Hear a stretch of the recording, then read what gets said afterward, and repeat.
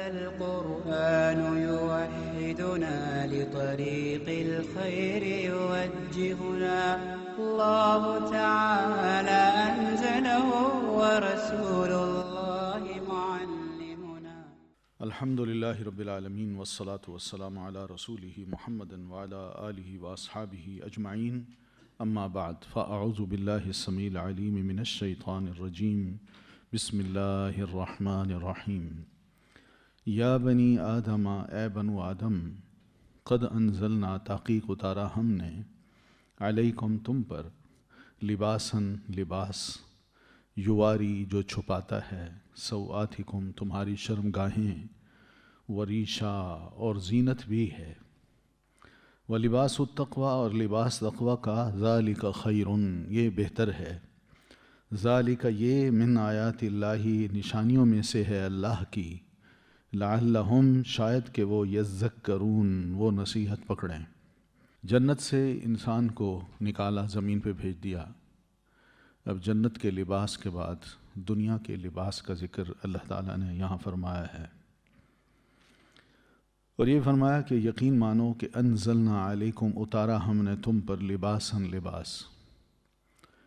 یعنی اللہ تعالیٰ یہ نہیں چاہتے کہ انسان دنیا میں بھی رہے تو بغیر لباس کے رہے، اور اس کے لباس کے لیے صرف اتنے بندوبست کیے جس کا ہم تصور ہی نہیں کر سکتے. وہ کیا بندوبست ہیں؟ کوئی یہ بنا بنایا سوٹ جو ہے اوپر سے تو نازل نہیں ہوتا، بلکہ اللہ آسمان سے زمین پر بارش بھیجتا ہے، اور زمین اپنی فصل اگاتی ہے. اس فصل میں کپاس بھی ہوتی ہے، اور اس فصل سے بہت سا چارہ بھی ملتا ہے جانوروں کو. تو کپاس کو انسان لیتا ہے اور پھر اس کے بعد اسی سے دھاگے بنا کے اس کو بن کے اپنا لباس بناتا ہے. پھر اس طرح جانور ہیں، وہ یہ زمین کی خوراک کھاتے ہیں، وہ بڑھتے ہیں. تو جانوروں کی کھالوں پہ بھی، ان کے جسم پر بھی اون اگاتی ہے، اور یہ اون دو قسم کی ہے، ایک بھیڑ کی اور دوسری اونٹ کی. ان دونوں سے بہت کچھ بنتا ہے. تو یہ ہے انزلنا علیکم لباساً. اور پھر لباس کی بات اس لیے بھی کی کہ لباس انسان اگر پہنے تو کتنا خوبصورت لگے. ذرا تصور کر لیجیے نا ایک جانور کا جس کے جسم پہ کوئی لباس نہیں ہے، وہ بے لباس ہے، اور ایک انسان جو لباس پہنتا ہے. کتنا فرق ہے، کتنی شخصیت اس کی نکھر کے آ جاتی ہے ایک انسان کی، خوبصورت لگتا ہے ایک انسان. تو یہ ہے وہ چیز کہ قد انزلنا، یقیناً ہم نے اتارا، یعنی پانی اتار کے زمین سے ہم نے اس لباس کے جتنے بھی ذرائع وسائل ہو سکتے تھے، اسباب ہو سکتے تھے، وہ ہم نے پیدا کیے، وہ فراہم کیے. ٹھیک ہے. یواری جو چھپاتا ہے، وارا یواری کا مطلب ہوتا ہے چھپانا. کیا مطلب؟ کسی حقیقت پر پردہ ڈال دینا، اس کو کہتے ہیں وارا یواری، کسی حقیقت پر پردہ ڈال دینا. قرآن مجید میں ہے نا کہ بھائی نے جب بھائی کو قتل کیا تو قاتل بھائی اپنی بھائی کی لاش کو دیکھ کے سوچنے لگا کہ کیف یواری سوءۃ اخی، کہ وہ اپنے بھائی کی اس لاش کو کیسے چھپائے. تو حقیقت پر پردہ ڈالنا. پھر اسی طرح قرآن مجید میں یہ لفظ بھی ہے کہ ما ووری عنہما من سوآتہما. ما ووریا، تو یہ بھی کیا ہے؟ ووریا کا مطلب جو چھپایا گیا تھا، من سوآتہما ان دونوں کی شرمگاہوں سے. تو شیطان کے لیے، یعنی شیطان یہ چاہتا ہے کہ انسان اپنی شرمگاہوں کو یا پھر اپنے جسم کے ان حصوں کو جو قابل شرم ہیں، چاہے وہ مرد کے ہوں یا عورت کے ہوں، ان کو وہ چھپاتا ہے. تو وہ نہیں چاہتا کہ اس پر کوئی لباس ہو. تو یواری یہ ایک دعا بھی ہے جو ہم نیا کپڑا جب پہنتے ہیں تو ہمیں دعا سکھائی گئی ہے کہ نیا کپڑا پہنتے وقت کیا دعا کرو؟ الحمدللہ الذی کسانی ما اواری. بِهِ عورتی، اس اللہ کا شکر جس نے مجھے پہنایا اس چیز کو کہ جس سے میں اپنے قابل شرم حصے چھپا سکتا ہوں. ٹھیک، تو یواری کا مطلب یہ ہے کہ قد انزلنا علیکم لباسا یواری، تحقیق اتارا ہم نے تم پر لباس، چاہے یہ ریشم کا ہو یا پشم کا ہو، یعنی جانوروں کی اون کا ہو یا ریشم کا لباس ہو یا سوتی لباس ہو، یہ سب ہم نے اتارا ہے. اور انزلنا کا بعض علماء نے خلقنا کا معنی بھی کیا کہ ہم نے پیدا کیا. تو یہ لباس کیا ہے؟ یواری سوآتکم، وہ چھپاتا ہے تمہاری شرم گاہیں. صرف شرم گاہیں ہم چھپاتے تو ہیں لیکن اس کے اور بھی بڑے فائدے ہیں. سب سے بڑا فائدہ اللہ تعالیٰ نے یہی بتایا ہے کہ انسان کے قابل شرم حصے، چاہے مرد کے ہوں عورت کے ہوں، وہ چھپ جاتے ہیں اس سے، اور انسان خود بھی شرم محسوس کرتا ہے کہ ان حصوں کو کوئی دیکھے. ورنہ لباس جو اللہ تعالیٰ نے اتارے ہیں اس میں کچھ ہی بتایا، وَجَعَلَ مِنْكُمْ وَجَعَلَ لَكُمْ سَرَابِيلَ تَقِيكُمُ الْحَرَّ، اور تمہارے لیے کچھ لباس یا سرابیل، سرابیل لمبے یعنی کرتے کو کہتے ہیں، یعنی انسان جس سے نچلا حصہ چھپا سکے. تو وہ سرابیل اللہ نے تمہارے لیے بنایا جو تمہیں سخت گرمی سے بچاتے ہیں. پھر اسی طرح وَسَرَابِيلَ تَقِيكُمْ بَأْسَكُمْ، اور اللہ نے کچھ تمہارے لیے ایسے کپڑے بھی بنائے جو تمہیں تمہاری جنگ کے وقت بچاتے ہیں. وہ کون سا؟ وہ زرہ ہے جو انسان قمیص کی صورت میں یا جسم پر کچھ پہنتا ہے تاکہ دشمن کی تلوار جو اگر لگے یا تیر جو اس کا آئے تو میرے جسم کو نقصان نہ پہنچے. ٹھیک ہے. پھر گرمی سردی سے بھی یہ لباس بچاتا ہے ہمیں. پھر اسی طرح چوٹ لگے اس سے بھی یہ لباس بچاتا ہے. سوآت، یہ سوآہ کی جمع ہے. سوآت، سوآہ کی جمع ہے. سو سے ہے، سو کہتے ہیں برے کو، یعنی ہر وہ چیز جو عقل اور شرع کے لحاظ سے بری ہو اس کو کہتے ہیں سوآہ. عقل اور شریعت کے اعتبار سے وہ چیز بری ہو اس کو کیا کہتے ہیں؟ سوآہ. ٹھیک ہے. تو یہ کیا ہو سکتی ہے؟ یعنی انسان کی شرمگاہ ہے، مرد اور عورت کی، یا زیر ناف حصہ ہے جو انسان کا ناف کے نیچے والا حصہ ہے اور گھٹنوں کے اوپر والا حصہ ہے. پھر اس طرح عورت کا پورا بدن ہے. یہ سب چیزیں ایسی ہیں کہ جس کو کہا جاتا ہے کہ یہ سوآہ ہے. ٹھیک. تو جب بھی انسان کے قابل شرم حصے ظاہر ہوں تو اس کو کیا کہتے ہیں؟ سوآہ. یعنی بری چیز ہے جو دکھائی گئی ہے یا دیکھی گئی ہے. وریشا، اور زینت بھی ہے. آرائش کا لفظ ہم بولتے ہیں نا، آرائش و زیبائش، آرائش بولتے ہیں نا، تو یہ ریشہ اسی سے ہے، یا ریشہ سے آرائش ہے. کیا مطلب ہے ریشہ کا؟ مطلب ریش اصل میں کہتے ہیں پرندوں کے بازوں کے جو پر ہوتے ہیں نا، وہ بڑے نرم و نازک ہوتے ہیں. تو وہ اس طرح کے اللہ تعالیٰ فرماتے ہیں کہ میں نے یعنی بڑا نرم و نازک تمہارا خوبصورت لگنے والا لباس جو ہے وہ تمہیں دے دیا ہے، وہ بنایا ہے تمہارے لیے. ٹھیک ہے. تو مراد کیا ہے اس سے؟ یہ اصل میں ریش کا لفظ جو ہے نا، استعارہ بول کے یہ بورو کر کے دوسرے لفظ دوسرے معنی سے اس معنی میں اس لیے بیان کیا ہے کہ انسان یہ سوچے کہ لباس جب پہنتا ہے وہ تو ایک فاخرانہ لباس اس کے جسم پہ لگتا ہے، اچھا لگتا ہے، انسان اس سے خوبصورت لگتا ہے. جیسے کوئی ہوتا تھا پہلے پرانے زمانے میں، یوں ہوتا تھا کہ جو تیر ہوتے تھے نا، تیر، ان کے بازوؤں پہ وہ ایسے پرندوں کے جو نرم و نازک پر ہوتے تھے نا وہ لگا دیتے تھے، باندھ دیتے تھے. تو ایسے بندے کو کہا جاتا تھا ریاش. ریاش تو یعنی ایک ایسا خوبصورت تیر ہے یہ جو میں استعمال کرتا ہوں دشمن کو مارنے کے لیے. تو یعنی اسی طرح آرائش زینت کا نام ہے. تو انسان جب اس لباس کو پہنتا ہے تو وہ ایک قسم کا فاخرانہ لباس ہوتا ہے جس میں اس کے لیے باعث خوشی ہوتی ہے. وہ لباس التقویٰ، اور تقویٰ کا لباس ذالک خیر، یہ بہتر ہے.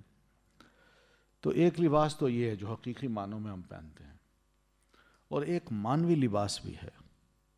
یعنی لباس ہے لیکن اس کا ذرا معنی سمجھ لیجیے وہ کون سا لباس ہو سکتا ہے. وہ ہے تقوی کا لباس.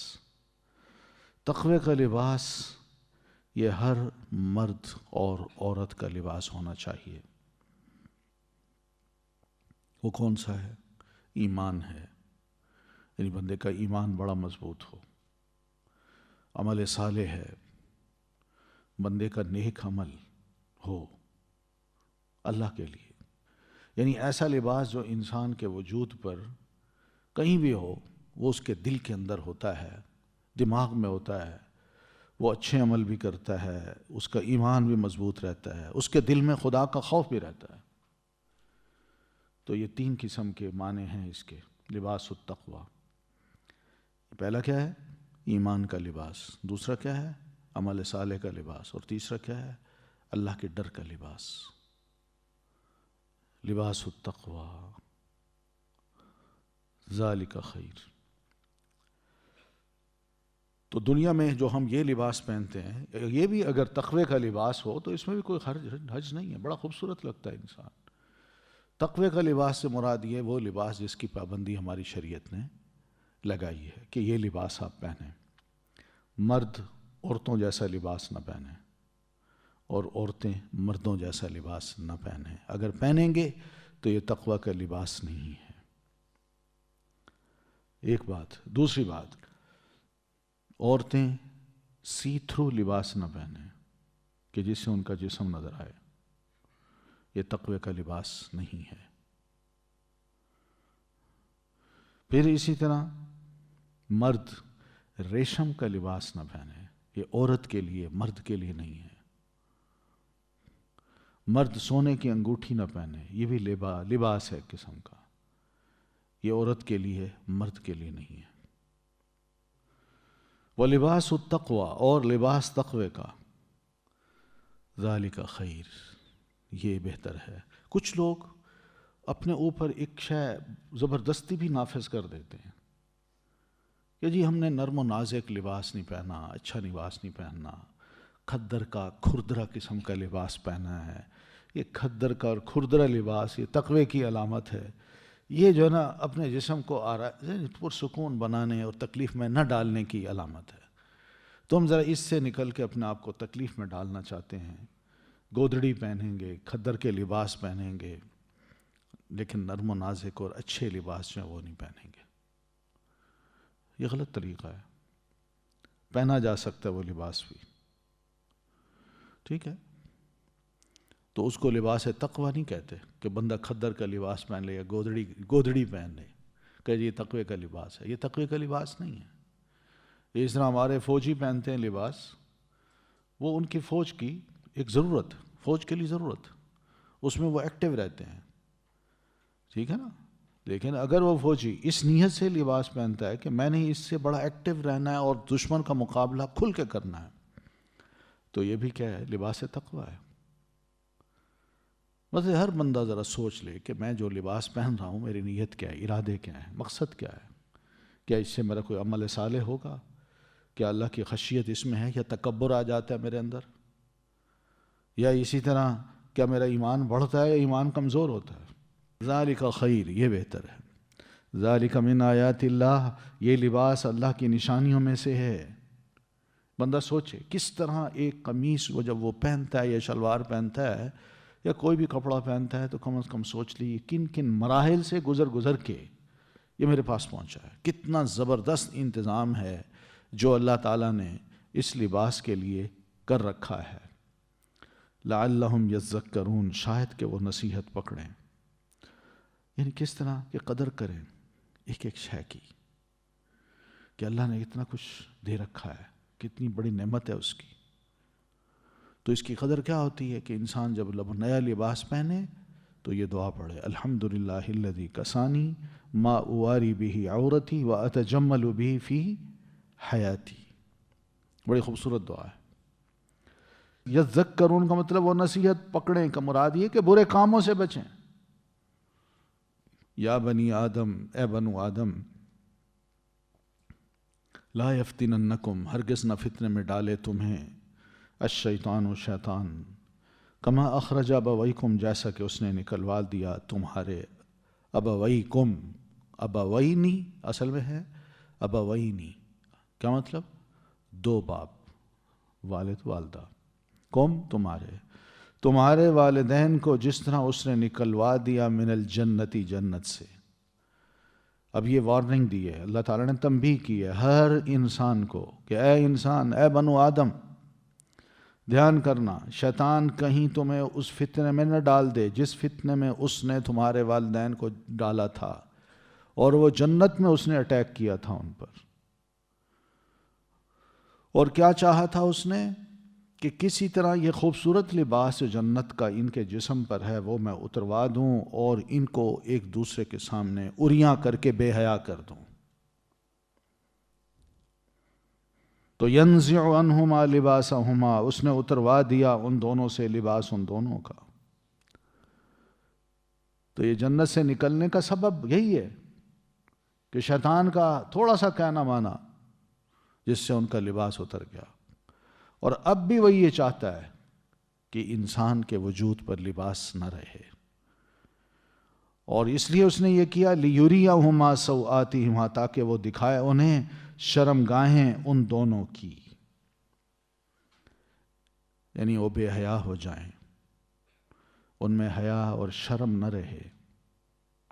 شیطان یہی چاہتا ہے کہ وہ بے حیائی کو اور عریانی کو عام کرنا چاہتا ہے. کیوں؟ تاکہ انسان بے حیا ہو جائے. اور آج یہی کچھ وہ کر رہا ہے کہ مرد کا جو لباس ہے وہ زیادہ سے زیادہ اور عورت کا لباس کم سے کم.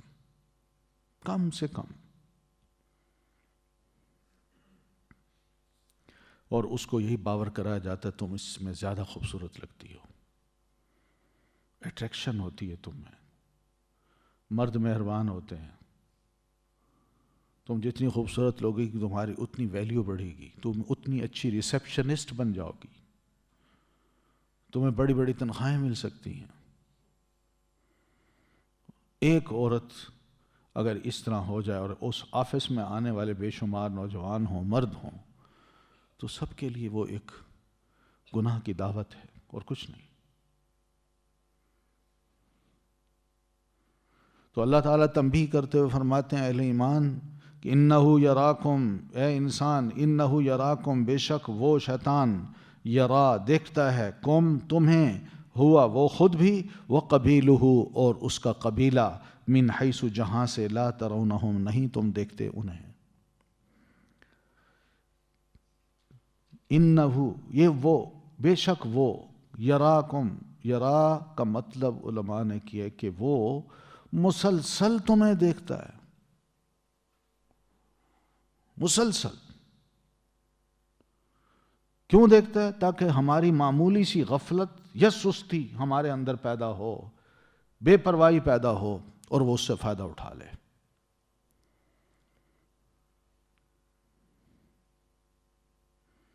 اور پھر ہمیں اسی فتنے میں مبتلا کر دے یا اسی فتنے میں ڈال دے، جیسا کہ بابا آدم اور حوا کو معمولی سا غفلت دلا کے اس نے ہمیشہ کے لیے فتنے میں ڈال دیا. تو انہو یراکم، بے شک وہ شیطان مسلسل دیکھتا ہے تمہیں، ہوا وہ، وقبیلہ اور اس کا قبیلہ. قبیلہ سے مراد کیا ہے؟ یعنی اس کے شیطان کے ساتھی جو اسی فکر کے حامل ہیں، وہ اسی قبیلے کے لوگ ہیں، اسی کے جماعت کے لوگ ہیں. شیطانی ذہن وہ بھی رکھتے ہیں، اور وہ اور اس کا قبیلہ وہ تمہیں وہاں سے دیکھتے ہیں، من حیث لا ترونہم، جہاں سے تم نہیں انہیں دیکھ پاتے. تو لہذا چوکنا رہنے کی ضرورت ہے اس سے. حقیقت یہی ہے کہ شیطان آج کل اگر آپ ذرا اس کا اندازہ یوں کر لینا کہ جیسے مثلا یہ کیمرہ یہاں لگا ہوا ہے، اس کیمرے کی آگے لیڈ کسی اور کمرے میں جا رہی ہے، تو کمرے میں جو بیٹھا ہے اس نے اسکرین پہ وہ مجھے دیکھ رہا ہے. آپ کو بھی اگر یہ کیمرہ گھما دیا جائے تو آپ کو بھی دیکھ رہا ہے.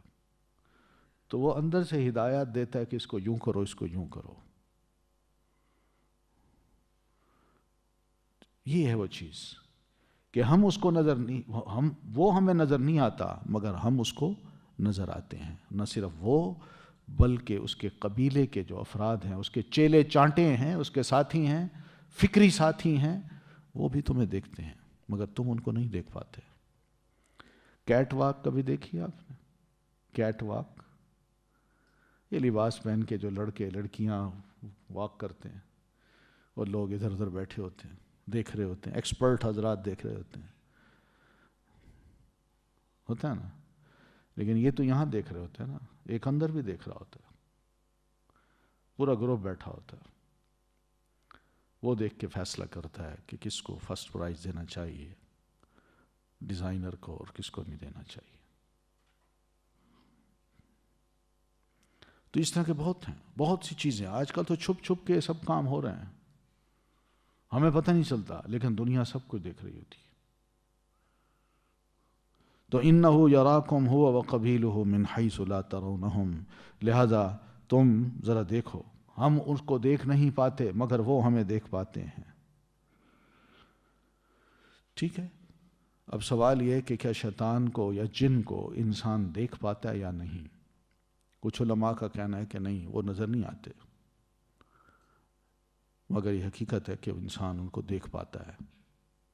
حدیث میں آتا ہے سیدنا ابو ہریرہ رضی اللہ تعالیٰ عنہ کو نبی صلی اللہ علیہ وسلم نے زکوٰۃ کی، جو رمضان کی جو زکوٰۃ تھی، اس پہ آپ نے فرمایا کہ رات کو ذرا ان کو خیال کرنا، رات کو تم یہیں بیٹھو، اس کا خیال کرو. تو وہ رات کو بیٹھے تو انہیں کوئی چلتا ہوا نظر آیا. انہیں دیکھا کوئی گٹھا سا آدمی ہے، وہ چیزیں اٹھا رہا ہے، اور اس کو پکڑنا چاہا، بھاگ گیا. دوسری دفعہ آیا، دوسری رات آیا تو پکڑ لیا، روئے چلائے مجھے چھوڑ دو، چھوڑ دو. میں یہ تھا وہ تھا، اس کی اس کا رونے کی جو انداز تھا نا، اس پہ بڑا ترس کھا لیا، انہوں نے چھوڑ دیا. صبح نبی علیہ السلام کے پیچھے نماز پڑھی تو آپ نے فرمایا ہاں بھائی تم نے اپنے ساتھی کے ساتھ کیا کیا؟ انہوں نے کہا وہ تو رو رہا تھا. انہوں نے کہا آج پھر آئے گا، دھیان کرنا. تو رات ہوئی، پھر وہ آیا، پکڑا اس کو. انہوں نے کہا میں بالکل تمہیں اب نہیں چھوڑوں گا، اب اللہ کے رسول کے پاس لے جاؤں گا. تو کہتے ہیں اچھا میں آپ کو ایک طریقہ بتاتا ہوں، میں نہیں آؤں گا آئندہ. تو بتاؤ. ان کا رات سونے سے پہلے آیت الکرسی پڑھ لیا کرو، جب پڑھ لو گے نا پھر میں نہیں آؤں گا. تو انہوں نے چھوڑ دیا. صبح ہوئی، نبی علیہ السلام کو بتایا، اللہ کے رسول یہ کہتے ہیں بات اس نے سچی کی ہے مگر خود بڑا جھوٹا آدمی ہے، وہ جھوٹا ہے، جن ہے. تو بہرحال یہ جن تھا جس کو سیدنا ابو ہریرہ رضی اللہ تعالیٰ عنہ نے پکڑا. پھر اس طرح حدیث میں اور بھی بہت کچھ آتا ہے کہ نبی صلی اللہ علیہ وسلم فرماتے ہیں کہ آج رات میری نماز خراب کرنے کے لیے ایک سرکش جن آ گیا. تو میں نے اس کو دیکھا تو میرا دل چاہا میں اس کو پکڑوں، مگر مجھے اپنے بھائی سلیمان علیہ السلام کی دعا یاد آ گئی کہ انہوں نے اللہ سے یہ فرمایا تھا کہ اللہ مجھے ایسی حکومت عطا فرما، میرے بعد کسی کو ایسی حکومت نہ ملے. تو ان کی حکومت کا ایک حصہ یہ بھی تھا کہ جن ان کے تابع فرمان تھے. تو میں نے اس لیے اس جن کو پکڑا نہیں، ورنہ میں پکڑ کے مسجد کے ستون کے ساتھ باندھ دیتا اور مدینہ کے بچے اس کو دن کو وقت دیکھتے اور اس سے کھیلتے. تو بہرحال یہ ایک خاص بات ہے، ورنہ ایسا نہیں ہے کہ ہم یا جن جو ہیں وہ ہر وقت ہم انسانوں کو دیکھتے ہوں، ہر وقت جیسے ہم انسان ان کو ہر وقت نہیں دیکھتے، لیکن شیطان اور اس کے چیلے چانٹے جو ہے نا وہ مسلسل ہمیں دیکھتے رہتے ہیں، ایک ایک انسان کو، کہ میں اس سے کون سا ایسا غلط کام کروں، کون سا بے حیائی کا کام کروں، کس طرح اس کے اندر سے حیا کو نکال دوں۔ وہ ٹرکس بتاتے ہیں اور پھر کام کرواتے ہیں اپنے۔ اس لیے فرمایا انا جعلنا الشیاطین، بے شک ہم نے بنایا شیطانوں کو اولیاء دوست، للذین ان کا جو لا یؤمنون نہیں وہ ایمان لاتے، یعنی جو بے ایمان ہیں شیطان کے وہ دوست بنتے ہیں اور شیطان ان کے دوست بن جاتے ہیں۔ اگر ایمان ہو تو شیطان اس کے قریب ہی نہیں آتا، وہ بھاگ جاتا ہے، وہ اس سے دوستی نہیں کرتا، اور بے ایمان کے ساتھ شیطان اپنی دوستی کو گانٹتا ہے اور اس کو یار بنا کے اس سے پھر اپنے کام لیتا ہے۔ اس لیے دیکھ لو تم کس کے دوست ہو، اللہ کے ہو یا شیطان کے ہو؟ شیطان تمہارا دشمن ہے جو نظر بھی نہیں آتا، تم اس کو دوست بناتے ہو، اور جو اللہ تمہیں نصیحتیں کر رہا ہے، تمہاری خیرخواہی کر رہا ہے، تم اس کا کہنا نہیں مانتے۔ وَإِذَا فَعَلُوا فَاحِشَةً، اور جب وہ کرتے ہیں کوئی بے حیائی، یہ مشرکین مکہ تھے، یہ کیا کرتے تھے کہ طواف بیت اللہ جو ہے وہ اریاں ہو کے کرتے تھے، اور عورتیں بھی آتی تھیں تو وہ بھی اریاں ہو کے کرتی تھیں۔ انہیں کہا جاتا ہے یہ کیا ہے بھئی، اللہ کا گھر ہے، یہ بے حیائی ہے، یہ ہے فاحشہ، کہ یہ بے حیائی ہے، کیا اللہ کے گھر میں طواف کے دوران اس قسم کی حرکت کیوں کرتے ہو یہ کام؟ تو قالو، ان کا جواب یہ ہوتا کہ وجدنا علیہا، پایا ہم نے اس پر آباءنا، اپنے آباء و اجداد کو۔ یہ کو ہم تھوڑی کر رہے ہیں، ہمارے باپ دادا پردادا وہ سارے یہ کرتے آئے ہیں، تو اس میں کون سی برائی ہے؟ واللہ امرنا بہا، اور اللہ نے حکم دیا ہمیں اس کا۔ پھر یہ بھی کہتے آباء و اجداد کو پایا اور آباء و اجداد نے اللہ سے حکم لیا، اور اللہ تعالیٰ کا یہ حکم ہے جس میں ہم عمل کر رہے ہیں۔ یہ حالت تھی ان کی۔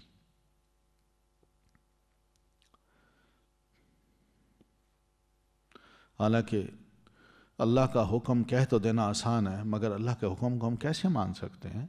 کسی نبی نے کہا ہو یا کوئی لکھی ہوئی کتاب ہو اس میں یہ چیز موجود ہو، دونوں چیزیں نہیں تھیں، ایسے ہی انہوں نے ڈھکوسلا کیا۔ تو نبی صلی اللہ علیہ وسلم نے جب مکہ فتح فرمایا تو 9 ہجری کا جو سال تھا اس میں آپ نے حج کے موقع پر سبھی کے سامنے پابندی لگا دی کہ آئندہ حج بیت اللہ کے دوران کوئی شخص بھی بیت اللہ کا اریاں طواف نہیں کر سکتا۔ بس ختم، آج کے بعد ختم۔ قل ان اللہ، کہہ دیجئے بے شک اللہ، لا یأمر، نہیں وہ حکم دیتا، بالفحشاء، بے حیائی کا۔ اللہ کیسے حکم دے سکتا ہے کہ تم بے حیا بن کے اس کے گھر میں آؤ اور اس کے بیت اللہ کا طواف، اس کے گھر کا طواف کرو؟ یہ تو انتہائی بے حیائی ہے۔ اور اس بے حیائی میں جو عورتیں ہوتی تھیں وہ جب آتیں تو آ کے وہ جب طواف کرتیں تو ان کی زبان پہ اس قسم کے الفاظ ہوتے تھے، الیوم یبدو بعضہ او کلہ، آج کے دن طواف کے دوران میرے جسم کا کچھ حصہ یا سارے کا سارا حصہ ظاہر ہوگا۔ پھر کہتی تھی وما بدا منہ لا احلہ، اور میرے جسم کا کوئی حصہ جو ظاہر بھی ہو جائے تو میں اس کو غیر کے لیے حلال نہیں کروں گی۔ تو یہ حلال نہیں کرنے کی بات تو بھئی بات کی ہے، یہ دکھانے کے لیے کہاں حلال ہے؟ یہ کس نے کہا ہے کہ تم دکھاتے پھرو اور مرد بھی اس طرح کی حرکتیں کریں؟ کیا اللہ ایسا حکم دے سکتا ہے؟ یہ تو انتہائی بے حیائی ہے۔ اتقولون علی اللہ ما لا تعلمون، کیا تم کہتے ہو اللہ پر وہ جو نہیں تم جانتے؟ یعنی جس کا تمہیں علم نہیں ہے، اللہ کا نام لے کے غلط کام کرتے ہو اور پھر کہتے ہو اللہ نے کہا ہے۔ یہ کتنا بڑا بہتان ہے کتنی لا علمی اور جہالت ہے. نہ اللہ نے فرمایا، نہ کسی نبی نے کہا، نہ کوئی تمہارے پاس کتاب ہے جو اس میں یہ مسئلہ لکھا ہوا ہو، اور تم خام خواہ کہہ رہے ہو کہ ہم نے اپنے آباء و اجداد کو پایا اور اللہ نے ہمیں حکم دیا. قل، کہہ دیجئے، امر ربی، حکم دیا ہے میرے رب نے، بالقسط، انصاف کا. اللہ تعالیٰ نے یہ سمجھایا ہے کہ جب بھی میری عبادات کرو یا میرے ساتھ کوئی بھی معاملہ کرو، دینی معاملہ کرو اور لوگوں کے ساتھ بھی کرو، تو کیا کرو؟ انصاف کا معاملہ کرو. یہ عبادت تم کر رہے ہو اور زیادتی کر رہے ہو. عبادت کے غلط طریقے تم نے نکال دیے. بیت اللہ جہاں حاجی کو یا محرم کو یا کسی بھی بندے کو آنا چاہیے تو کم از کم اس کے شرم و حیا کے جو حصے ہیں وہ تو کورڈ ہوں. کتنی نا انصافی ہے کہ تم نے اس بات کو اپنی طرف سے گھڑ کے اللہ کی طرف منسوب کر دیا اور کہتے ہو کہ اللہ نے حکم دیا، جبکہ اللہ ہمیں یہ حکم دیتا ہے کہ ہر معاملے میں انصاف کرو. بات کہو اللہ کی تو انصاف کی کہو. خود کوئی عمل کرو تو انصاف کا عمل کرو. کسی پر الزام نہ لگاؤ، جھوٹی بات اس کی طرف منسوب نہ کرو. عبادتیں کرنی ہے تو اس میں بھی انصاف ہونا چاہیے کہ لباس پہن کے آؤ، ننگے نہ آؤ. معاملے طے کرنے ہیں تو وہ بھی فیئر کرو، اس میں بھی انصاف کرو، دھوکے نہ دو. وَأَقِيمُوا وُجُوهَكُمْ، اور سیدھے کرو اپنے چہرے، عِنْدَ كُلِّ مَسْجِدٍ، ہر نماز کے وقت. یعنی اللہ کی طرف جب تم متوجہ ہو نماز پڑھنے کے لیے، قبلہ رو ہو جاؤ، تو کوشش کرو کہ میری عبادت پوری کی پوری ہو، اس میں کوئی نقص نہ رہے، اس میں کوئی کوتاہی نہ ہو. اور خاص طور پر جو نماز ہے بندہ جب پڑھتا ہے تو اس وقت اپنے ظاہر اور باطن کو ٹھیک کر لو. ظاہر کو بھی ٹھیک کر لو، باطن کو بھی ٹھیک کر لو. ظاہر کو دیکھو کہ کوئی جسم کا حصہ ننگا تو نہیں، اور پھر باطن کو بھی دیکھو کہ اس میں کوئی خدا نہ خواستہ غیر اللہ کی محبت تو نہیں بیٹھی. وَادْعُوهُ، اور پکارا اسے، مخلصین لہ الدین، خالص کرتے ہوئے اس کے لیے دین کو. یعنی اگر اس کی رضا تمہیں مطلوب ہے تو پھر اس کی عبادت خالص اسی کے لیے کرو، کسی اور کے لیے نہ کرو. کما بداکم، جیسا کہ اس نے ابتدا کی تھی تمہاری، یعنی پہلی مرتبہ اس نے جب تمہیں پیدا کیا تھا بغیر کسی مشکل کے، تعودون، ویسے ہی تم لوٹو گے. تبھی اللہ تعالیٰ نے تمہیں زندہ کر دینا، اس کے لیے کوئی مشکل نہیں ہوگی. فریقاً، ایک گروہ کو، ہدا، اس نے ہدایت دی. وفریقاً، اور ایک گروہ کو، حقا، چسپاں ہو گئی، علیہم، ان پر، الضلالۃ، گمراہی. یہ بس اللہ تعالیٰ کی ایک توفیق تھی کہ اللہ تعالیٰ نے ایسے اسباب مہیا کر دیے کہ ایک گروہ جو ہے وہ راہ راست پہ آ گیا، وہ مومن بن گیا، اور یوں مومن کو اللہ تعالیٰ نے ہدایت بخش دی. اور ایک گروہ راہ راست پر نہ آیا، وہ گمراہی پر قائم رہا، اور کافر بھی رہا اور منافق بھی، وہ ٹھیک نہ ہوا. حالانکہ اسباب اس کے لیے موجود تھے، مگر اس کو توفیق نہ ہو سکی کہ وہ رسول کو پہچانتے، کتاب کو غور سے سنتے، اس کے مسائل کو سمجھتے اور اپنے کفر کا موازنہ ایمان سے کرتے. پھر ان کو پتہ چلتا کہ واقعی انصاف کا تقاضا یہی ہے کہ میں ایمان کو تسلیم کر لوں اور اس ضلالت کو چھوڑ دوں. مگر وہ اپنی ضلالت پر ڈٹے رہے. شیطان نے ان کی ضلالت کو ان کے لیے خوبصورت بنا کے پیش کر دیا. انہم اتخذوا الشیاطین، بے شک انہوں نے بنا لیا شیاطین کو اولیاء، دوست. یہی وجہ تھی کہ وہ گمراہی پر اس لیے ڈٹے رہے کہ انہوں نے شیطانوں کو، اس کے چیلے چانٹوں کو مان لیا کہ یہ ہمارے دوست ہیں، اور جیسے وہ کہتے ہیں ہم وہ کرنے کو تیار ہیں. ان کے بڑے فرما بردار بن کے رہے، من دون اللہ، اللہ کے سوا سے، اللہ کو چھوڑ کے یہ شیطانوں کے بڑے فرما بردار بنے رہے. وَيَحْسَبُونَ، اور وہ سمجھتے، أَنَّهُمْ مُهْتَدُونَ، کہ بے شک وہ ہدایت یافتہ ہیں. اپنے بارے میں ہی گمان کرتے کہ ہم تو راہ راست میں، ہم تو کوئی غلط کام نہیں کرتے. جبکہ ہوتے وہ سارے شیطانی کام تھے. عقیدہ بھی ان کا ویسا، عمل بھی ویسا، زبان، الفاظ، حرکتیں سب شیطانوں کی. اس کے باوجود یہ سمجھتے تھے کہ ہم تو ہدایت یافتہ ہیں. آج دیکھ لیں دنیا کے بڑے بڑے شیطان جو ہیں وہ کس طرح اپنے آپ کو پیش کرتے ہیں اور سمجھتے ہیں ہم سب سے زیادہ بہترین انسان ہیں، ہم سے بہتر کوئی ہے ہی نہیں. یا بنی آدم، اے بنو آدم، خذو اختیار کرو زینتکم، زینت اپنی، عند کل مسجد، ہر نماز کے وقت. مراد یہ کہ جب بھی تم نماز پڑھنے لگو تو اپنے سطر کو ڈھانپ لو. یہ ہے زینت، نماز کی زینت.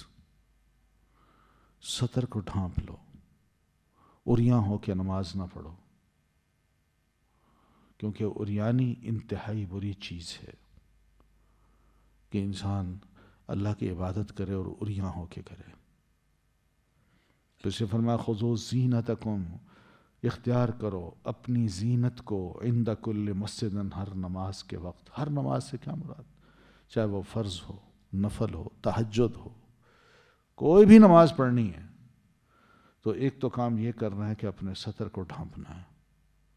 جس کے جسم پہ کوئی کپڑا نہیں وہ کم از کم عبادت کے وقت کپڑا لے کے اللہ کی عبادت کرے.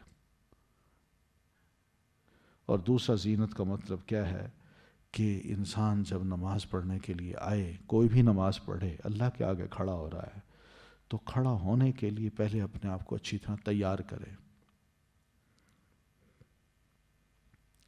تو تیاری میں کیا کیا چیزیں آتی ہیں؟ انسان کے وجود کی پاکیزگی، انسان کا جسم پاک ہو، کپڑے پاک ہوں، اور جب وضو کرے تو دانت بھی صاف کرے، منہ بھی اس کا صاف ہو، چہرہ، پاؤں، یہ سب صاف ستھرے ہوں، اس کے جسم سے کوئی بو نہ آئے. خذو زینتکم عند کل مسجد، اچھی طرح تیار ہو کے ہر نماز کے لیے آیا کرو. اس لیے اچھی تیاری میں یہ بھی ہو سکتا ہے کہ انسان اپنے اچھے کپڑے پہن لے، کنگھی کر لے اور اسی طرح خوشبو لگا لے اور پھر مسجد میں آئے، نماز پڑھے. آخر اللہ کے آگے ہی کھڑا ہو رہا ہے نا. دنیا میں ایک دوسرے کو ملنا ہو یا بڑے کسی کو ملنا ہو، کسی فنکشن پہ جانا ہو تو کیسی تیاریاں ہم کرتے ہیں. کپڑے بازار سے خریدنے پڑے نئے تو وہ بھی خریدتے ہیں، پہنتے ہیں، جوتوں کی پالش تک کرتے ہیں، اور پھر بڑے اچھے طریقے سے ہم جاتے ہیں شادی میں شرکت کے لیے. فنکشن میں جا رہے ہیں جی، آج بڑے اچھے کپڑے پہنے، جی فنکشن میں جا رہے ہیں. کبھی ہم نے یہ سوچ کے کہا کہ یار آج اچھے کپڑے پہنتے ہیں کہ نماز پڑھ لیں. تو خذو زینتکم عند کل مسجد، ہر نماز کے وقت اپنی زینت کو اختیار کرو. ٹھیک ہے؟ یعنی بیڈ سے بندہ اٹھے بھی صحیح نا، تو اٹھ کے کم از کم اچھے کپڑے پہن لے، کم از کم اپنا چہرہ، اپنی زبان، اپنا منہ اچھی طرح صاف کر لے، صاف ستھرا ہو کے مسجد میں آئے، اللہ کے آگے کھڑا ہو، گفتگو کرے اس سے. میں اپنے ساتھی کے ساتھ کھڑا ہوں، میرے منہ سے بدبو آ رہی ہے تو مجھے شرم آتی ہے. یہ کیا کہے گا؟ یہ اٹھتا ہے، منہ بھی کلی بھی نہیں کرتا، منہ بھی صاف نہیں کرتا. لیکن اللہ کے آگے جب انسان کھڑا ہو تو کم از کم یہ اس کا مطالبہ ہے، خذو زینتکم عند کل مسجد. ٹھیک ہے؟ تو ہر بندہ اپنی حیثیت کے مطابق اپنے آپ کو آراستہ کرے. جس کے پاس کپڑے نہیں ہیں وہ کم از کم جو بھی کپڑا میسر ہے وہ پہن لے، سطر ڈھانپ لے، یہ اس کی زینت ہے. اور جس کے پاس ہیں وہ اچھے کپڑے پہنے اور پھر تیار ہو کے وہ مسجد میں آئے اور نماز پڑھے. یہ مطالبہ اللہ کا. خذو امر ہے، فعل امر ہے.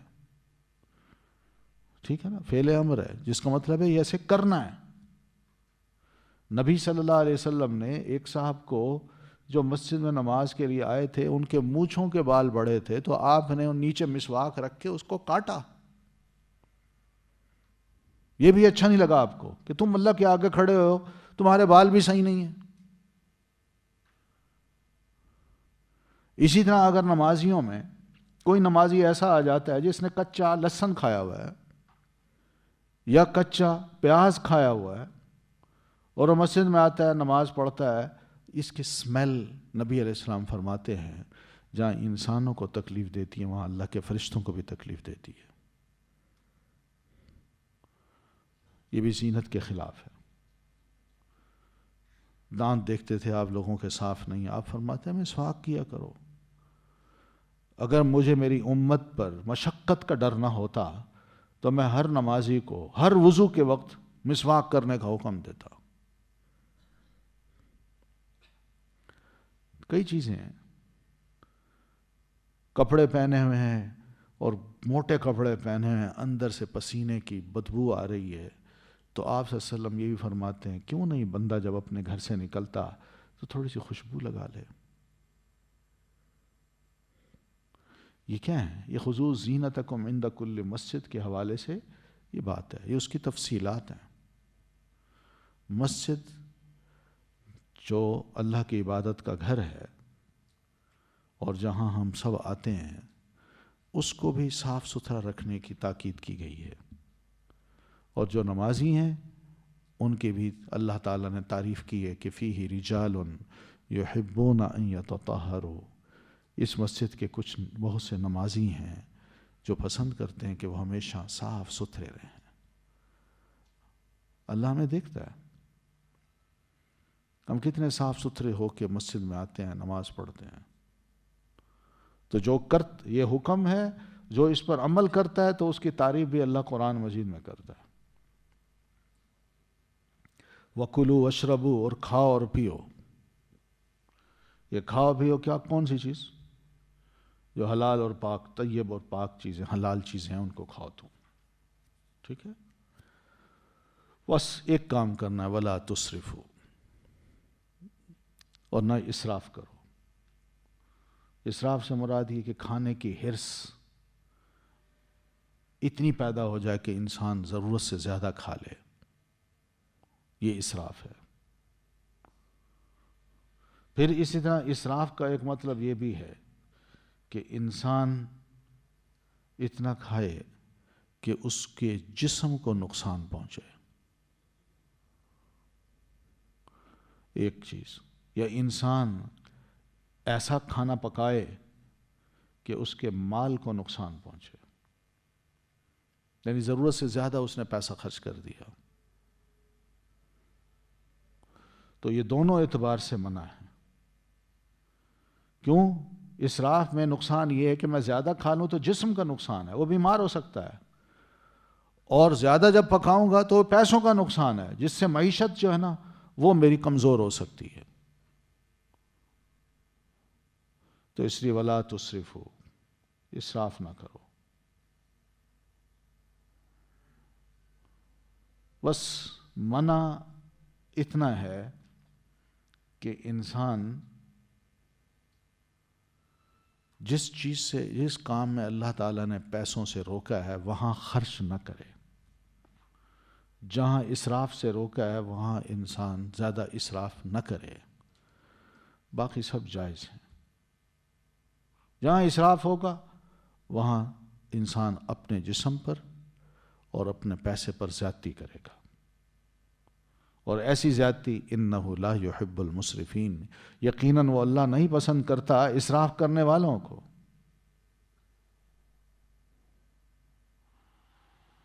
تو بہرحال یہی ہے کہ آپ صلی اللہ علیہ وسلم بھی فرماتے ہیں کہ کھاؤ اور پیو,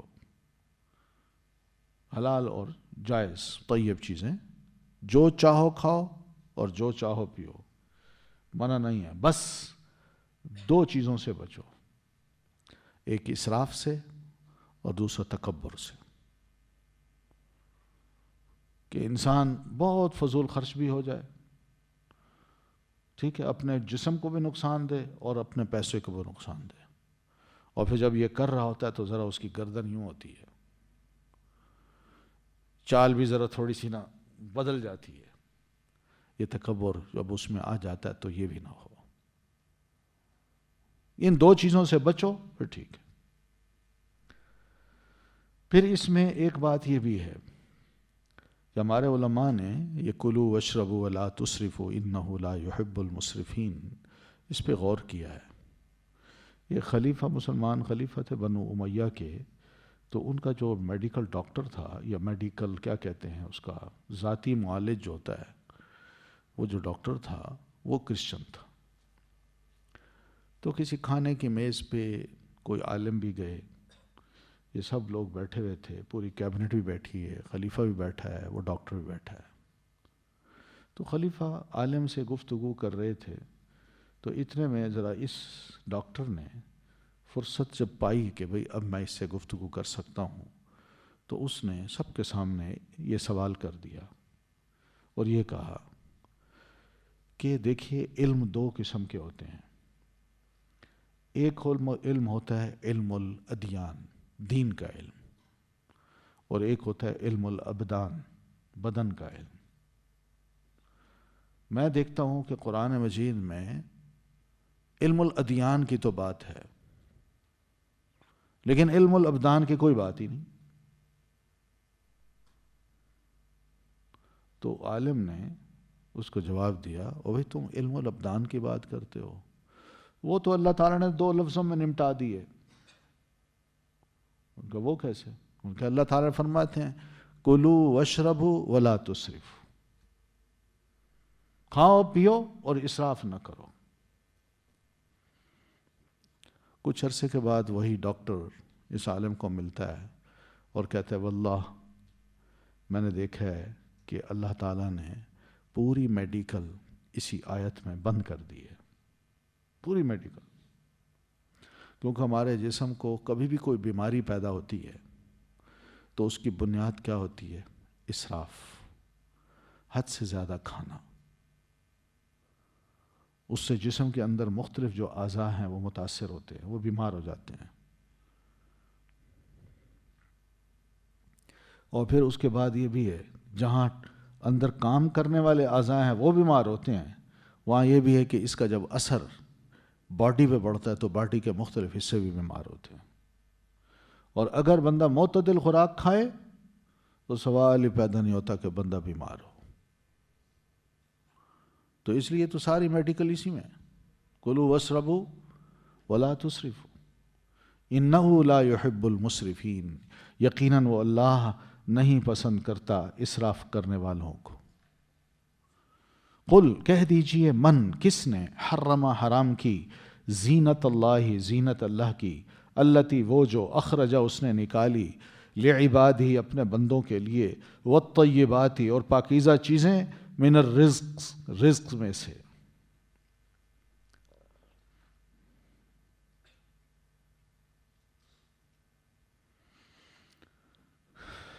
مشرکین مکہ نے اپنی طرف سے کچھ چیزیں جو اللہ تعالیٰ نے حلال کی تھیں، بڑی خوبصورت بنائی تھیں یا عمدہ بنائی تھیں، ان کو انہوں نے اپنے اوپر حرام قرار دیا۔ کچھ درویش صفت لوگ ہوتے ہیں ہر دور میں، تو مشرکین میں بھی ایسے ہی تھے۔ تو وہ کیا کرتے تھے؟ وہ کہتے تھے کہ نہیں، یہ کام ہم نے نہیں کرنا، یہ چیزیں ہمارے لیے ٹھیک نہیں ہیں، ہم دنیا دار تھوڑی ہیں۔ مطلب اللہ تعالیٰ نے جو اچھی چیزیں بنائی ہیں، زینت اللہ، یعنی اللہ تعالیٰ کی بڑی وہ چیزیں جن کو انسان حسن و جمال کے لیے استعمال کرتا ہے کہ میں اس کو پہنوں، میں ذرا خوبصورت لگوں۔ ان اللہ جمیل یحب الجمال، اللہ خوبصورت ہے اور خوبصورتی کو پسند کرتا ہے۔ تو بندہ بھی اگر اپنا آپ کو خوبصورت بنا کے رکھے تو اللہ کو بڑا اچھا لگتا ہے۔ اور انسانی مزاج بھی یہی ہے کہ اچھے کپڑے پہنے ہوئے ہوں کسی نے، دوست نے، تو بندہ خود بھی سوچتا ہے یار مجھے بھی اچھے کپڑے پہننے چاہیے، میں ہر وقت میلے کپڑے پہن کے اس کے ساتھ پھرتا ہوں، یہ اچھی بات نہیں ہے۔ وہ خود پھر نئے کپڑے بنواتا ہے، پھر اچھے کپڑے پہنتا ہے، اپنا دوست کے ساتھ چلتا ہے، اچھا لگتا ہے۔ اسی طرح مرد جو ہے وہ اچھے کپڑے اس لیے بھی پہنتا ہے کہ اس اپنی بیوی کو اچھا خوبصورت لگے، اور بیوی بھی اچھے کپڑے اس لیے پہنتی ہے کہ میرا خاوند مجھے دیکھے تو وہ خوش ہو۔ تو یہ سب حلال چیزیں ہیں، اللہ کی دی ہوئی نعمتیں ہیں۔ اللہ چاہتا ہے میں ایسی نعمتوں کو اپنے بندے کے وجود پر دیکھوں، مگر بندہ اگر یہ پسند کرے نہیں جی میں نے تو اپنے آپ کو بالکل فقیر بنا کے رکھنا ہے، درویش بنا کے رکھنا ہے، مجھے کیا ضرورت ہے، تو ایسی چیزیں وہ اپنی طرف سے اپنے اوپر حرام کر دیتے تھے کہ ہم یہ چیزیں استعمال نہیں کر سکتے، یا پھر اپنے فرمانبرداروں کو، اپنے کیا کہتے ہیں چاہنے والوں کو وہ کچھ دم جھاڑ کرتے ان پر، اور ساتھ یہ بھی کہتے کہ فلاں خوراک نہ کھانا، فلاں لباس نہ پہننا، حالانکہ وہ حلال چیزیں ہیں، پابندیاں لگا دیتے۔ تو یہ سارے جو سلسلے، یا تو اپنے اوپر پابندی لگائی ہے کہ میں نے اچھے کپڑے نہیں پہننے، اپنے آپ کو خوبصورت بنا کے نہیں رکھنا، سر کے جو بال ہیں وہ جس طرف بھی جا رہے ہیں جانے دیجئے، مونچھوں کے بال ہیں وہ بھی جس طرف جاتے ہیں جانے دیجئے، صفائی ستھرائی جسمانی ضرورت نہیں ہے، گندی جگہوں پہ بیٹھنا ہے، بدبودار ماحول کو اختیار کرنا ہے۔ یہ علامت پہلے دور میں بھی تھی اور آج بھی ہے، آج بھی ہے کہ ہر وہ شخص جو مینٹلی بڑا کمزور ہو اور جو گھر والے جس کو سنبھال نہ سکتے ہوں، وہ گھر سے نکل کے گلیوں میں گھومتا پھرتا ہے، گندے کپڑے ہیں اس کے، سر کے بال بڑے ہوئے ہیں، مونچھوں کی بال بھی، داڑھی کے بال بھی، اور وہ گندی جگہ پہ بیٹھا کچھ چیزیں چن رہا ہے، وہیں رہتا ہے، تو گزرنے والا کہتا ہے، غور سے دیکھتا ہے، کیا کہتا ہے؟ ہاں پہنچا ہوا ہے، اور کیا لفظ اس کے لیے کیا لفظ ہوتے ہیں؟ ہاں بس اس طرح کا، یہ ولی اللہ ہے، اور اس شخص نے خود اپنے اوپر یہ چیزیں حرام کر رکھی ہوتی ہیں کہ میں نے نہ اچھا لباس پہننا ہے نہ اچھی چیزیں کھانی ہیں۔ تو پرانے دور میں یہ چیزیں تھیں، تو اللہ سوال کرتا ہے ان مشرکوں سے کہ قل کہہ دیجئے تم جس کو نیکی سمجھتے ہو، اور نیکی بھی وہ جو تکلف کے ساتھ ہو، یعنی تکلف کو اپنا کے اس کو اختیار کیا جائے، اس کی اجازت کس نے دی ہے؟ من حرم زینت اللہ، کس نے حرام کی زینت اللہ کی؟ زینت سے مراد کیا ہے؟ عمدہ لباس، تاکہ وہ جسم کے اوپر اچھا لگے، بندہ خوبصورت لگے، مگر بندہ کہتا ہے میں نے عمدہ لباس نہیں پہننا۔ التی اخرج لعبادہ، وہ لباس جس کو نکالا اللہ نے اپنے بندوں کے لیے۔ اللہ بندوں کے لیے لباس نکالے، اور بندوں میں سے کوئی بندہ کھڑے ہو کے یہ کہے کہ یہ حرام ہے مجھ پر، یا ہم اس کا استعمال نہیں کریں گے، میرے فالوور جو ہیں وہ اس کو استعمال نہیں کریں گے۔ والطیبات، اور پاکیزہ چیزیں، یعنی لذیذ کھانے جو ہیں، جو اللہ تعالیٰ نے رزق میں سے ہمیں عطا کیا ہے، ان کو کون حرام کرتا ہے؟ کیا کس نے اس کو اتھارٹی دی ہے؟ کون سی دلیل ہے اس کے پاس تو وہ یہ کہے جناب اچھے کھانے بھی نہیں کھانے چاہیے؟ حالانکہ لذیذ رزق ہے، یہ لذیذ کھانے ہوتے ہیں، انسان اس کو جس طرح بھی پکائے، کھانے والا کھاتا کہتا ہے مجھے بڑی لذت آئی ہے، مزہ آ گیا ہے۔ بعض اوقات بڑی بھوک لگی ہو ہاں، اور آدمی سخت سردی میں کہیں سفر کرتے کرتے پہنچا ہو، تو اگلے چنے کی دال بھی بنا کے دے دینا، بندہ کہتا ہے واہ کیا زبردست کھانا ہے، لذیذ کھانے ہوتے ہیں نا۔ تو اس طرح کی میں کہنا یہ چاہ رہا ہوں کہ کچھ بھی ہو، کھانے پاکیزہ چیزیں جو ہیں، یہ واقعی طیبات جو ہیں، یہ اللہ کی طرف سے بڑے لذیذ کھانے ہیں، اور بندے کہیں یہ میرے لیے حرام، میں نہیں کھاتا، میں گوشت نہیں کھاؤں گا۔ اللہ تعالیٰ فش کو حلال کرے اور کچھ کہیں، لوگ کہیں کہ نہیں جی فش حرام ہے، یا فش کی فلاں قسم ہے وہ حرام ہے، دین ہمیں کہے یہ جانور یہ پرندے تمہارے لیے حلال ہیں، مگر کوئی کہے کہ نہیں ہمارے لیے حرام ہے، ہم نہیں کھاتے۔ اور بھائی اچھا لباس پہنو، نہیں بھائی ہم لباس یہ نہیں پہنتے، ہم درویش آدمی ہیں، ہم کھردرے لباس پہنیں گے۔ اور بھائی عید کا دن ہے، کوئی اچھے کھانے کھا لو، آج کچھ میٹھا کھا لو، نبی علیہ السلام میٹھا کھایا کرتے، اور نہیں ہم نہیں کھاتے، ہم تو آج کے دن سوکھی روٹی پانی میں بھگو کے کھائیں گے۔ یہ حالت ہے۔ اللہ فرماتے ہیں من حرم، کس نے اجازت دی ہے ان کو کہ ان چیزوں کو حرام کریں؟ پھر دوسری بات، وہ یہ سب کچھ کرتے تھے تو اس لیے کرتے تھے کہ شاید ان طریقوں سے ہمیں اللہ کا قرب نصیب ہو جائے گا۔ اللہ فرماتے ہیں کوئی قرب نصیب نہیں ہوتا۔ جس چیز کو اللہ حلال کر دے تم اس کو حرام کرو اور اس کے ذریعے سے اللہ کا قرب تلاش کرو، یہ تو کھلی نافرمانی ہے، کوئی تقرب حاصل نہیں ہوتا اس سے۔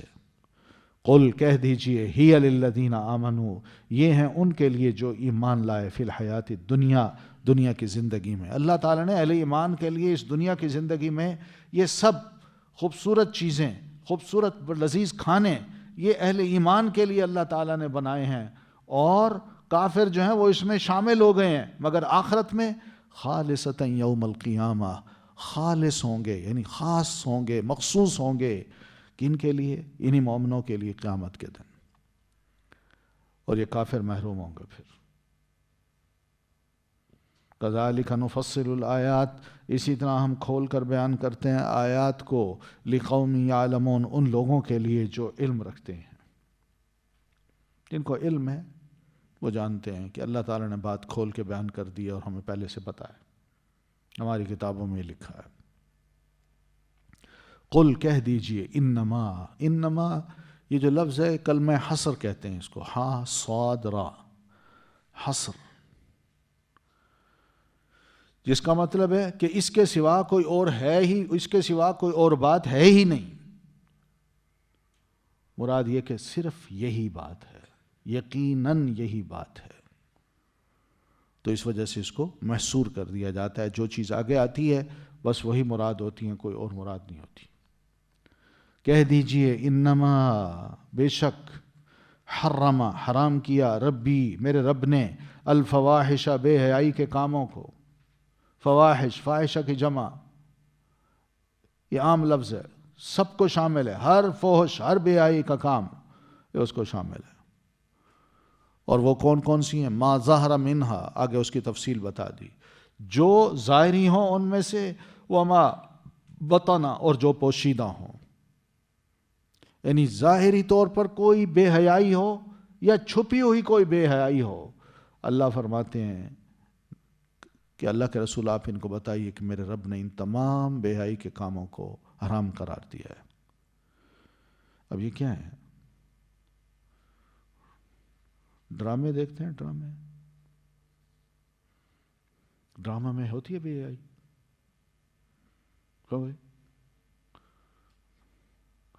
کبھی محسوس کیا کہ ڈراموں میں بے حیائی ہوتی ہے؟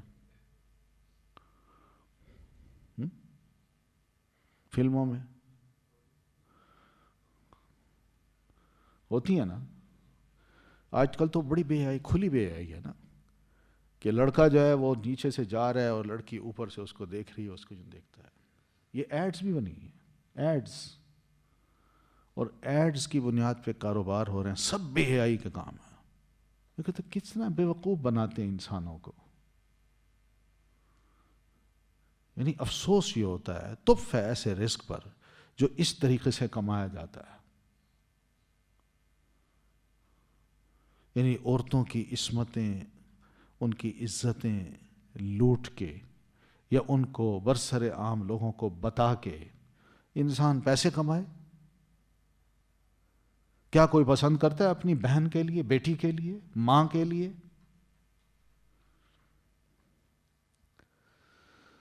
تو بہرحال یہ جتنے بھی ڈرامے ہیں، فحش اخبارات ہیں، میگزین ہیں، تصویریں ہیں، پھر اس کے علاوہ فلمیں ہیں، پھر اور بڑی محفلیں ہوتی ہیں جس میں ناچ گانے کی ہوتی ہے، محفلیں، رقص و سرود ہوتے ہیں رات بھر، یہ سب کیا ہیں؟ اور پھر ہمارے ہاں رسمیں ہوتی ہیں، ان رسموں میں جو بے حیائی ہوتی ہے، تو یہ سب چیزیں جو ہے نا جو ہمیں نظر آتی ہیں، یہ سب ماظاہرہ ہیں، ماظاہرہ۔ یہ بے حیائی کے وہ کام ہیں جو ظاہر ہوتے ہیں، نظر آتے ہیں، اور وما بطن میں کیا ہے، اور جو چھپے ہوتے ہیں، پھر چھپ چھپ کے میسیجنگ کیا مقصد ہے۔ یہ سب چیزیں ایسی ہیں جو بطن ہے، بطن جو چھپی ہوئی بے حیائی ہے، چھپی ہوئی۔ اور اسی چھپی ہوئی بے حیائی کا ایک اور نام بھی آج کل بڑا مشہور ہو رہا ہے، ڈیٹنگ۔ ہاں، اور اب اللہ محفوظ رکھے، اسلام یعنی کہ مسلم ڈیٹنگ، یعنی اس فحاشی میں اب اسلام کو بھی لے آیا گیا ہے۔ کرنے والا کوئی ہو سکتا ہے، لیکن اس نے یہ کیا کہ مسلمان اپنے درمیان، لڑکے لڑکیاں اگر اپنے درمیان بھی ڈیٹنگ کرنا چاہتے ہیں تو کر سکتے ہیں، چلیں غیر مسلموں کے ساتھ نہ صحیح، اپنوں کے ساتھ صحیح۔ تو یہ کیا ہے؟ یہ ماں بطن ہے، جو چھپی ہوئی بے حیائیاں ہیں، چھپی ہوئی سب کچھ اللہ فرماتے ہیں میں نے حرام کیے ہیں۔ حرام کا مطلب یہ کہ اگر اس کو کوئی کرے گا تو کبیرہ گناہ ہوگا، اور کبیرہ گناہ کا مرتکب جو ہے وہ اللہ کے نزدیک کیا ہوتا ہے؟ لعنت کا مستحق ہوتا ہے۔ اللہ اس کو اپنی رحمت سے دور کر دیتا ہے، پھٹکار پڑتی ہے اس پہ۔ والاسم، اور گناہ کو بھی میرے رب نے حرام قرار دیا ہے۔ یہ گناہ چاہے بڑے ہوں یا چھوٹے ہوں، اللہ پسند نہیں کرتا۔ اس لیے چھوٹے گناہوں کو بھی منع کیا ہے کہ حقیر مت سمجھو، بلکہ یہ چھوٹے گناہ کل کو ہو سکتا ہے اوت پہاڑ سے بھی بڑے وزنی ہو جائیں، اور تم کہو میں نے تو ان کو بڑا معمولی حیثیت دی تھی۔ تو چھوٹے اور بڑے گناہ، اور اسم کا مطلب عربی زبان میں اسم شراب کو بھی کہتے ہیں، نشہ آور چیز، شراب جو پلائی جاتی ہے، جس کے لیے ایک ساقی ہوتا ہے، اور شاعر بڑے شوق سے اس نام کو لیتے ہیں۔ تو یہ بھی کیا ہے؟ حرام ہے۔ اور اسم اللہ کی نافرمانی کو بھی کہتے ہیں۔ آپ صلی اللہ علیہ وسلم فرماتے ہیں کہ الاسم ما حاک فی نفسک، گناہ اس کو کہتے ہیں جو تمہارے سینے میں کھٹک جائے اور تمہیں پسند نہ ہو کہ لوگ اس کو معلوم کر لیں کہ میں اس گناہ کو کرتا ہوں۔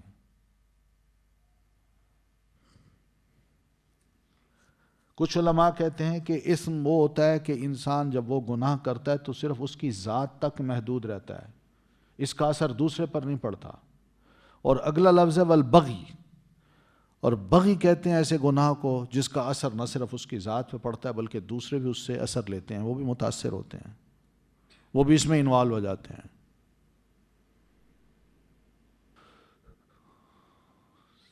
ٹھیک ہے، یہ فرق ہے والاثم والبغی۔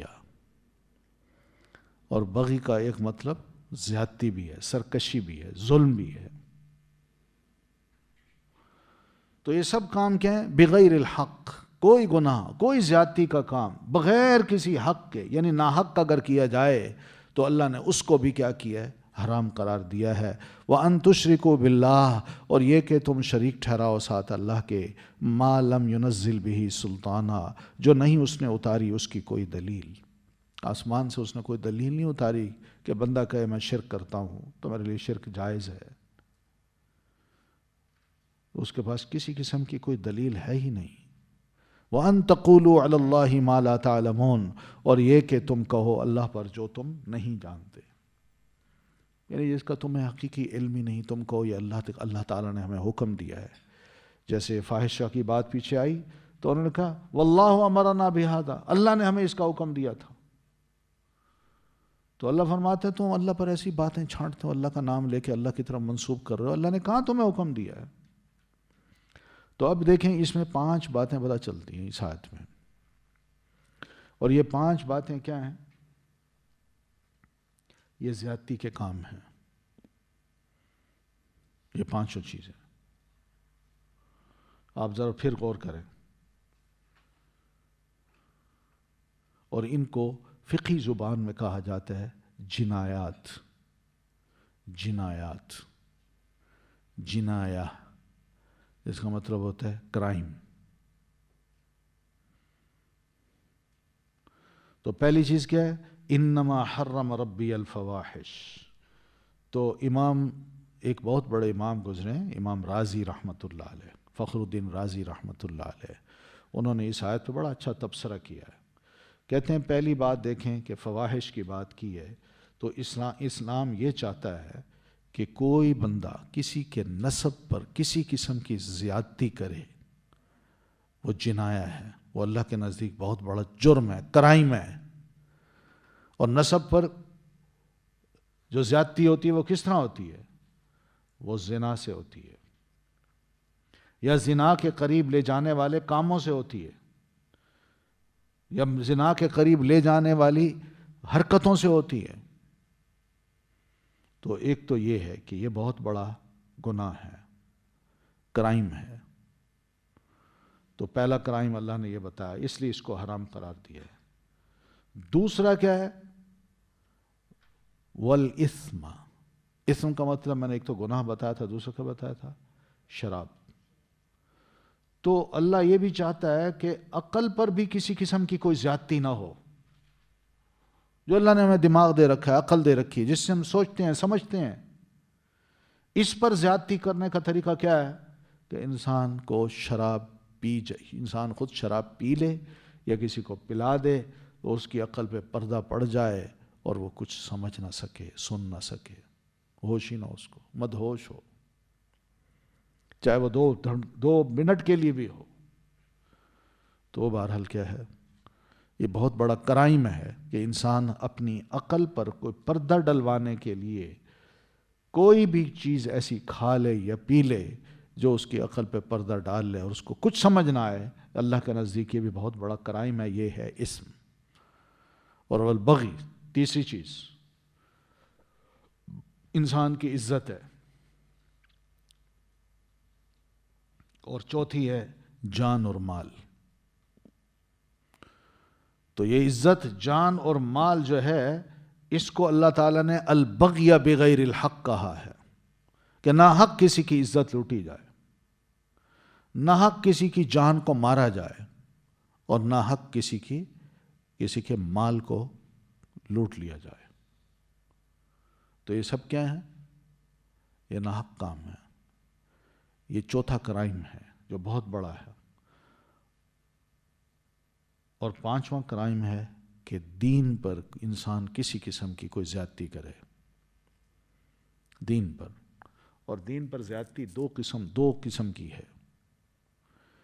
ایک ہے کہ توحید پر انسان زیادتی کرے،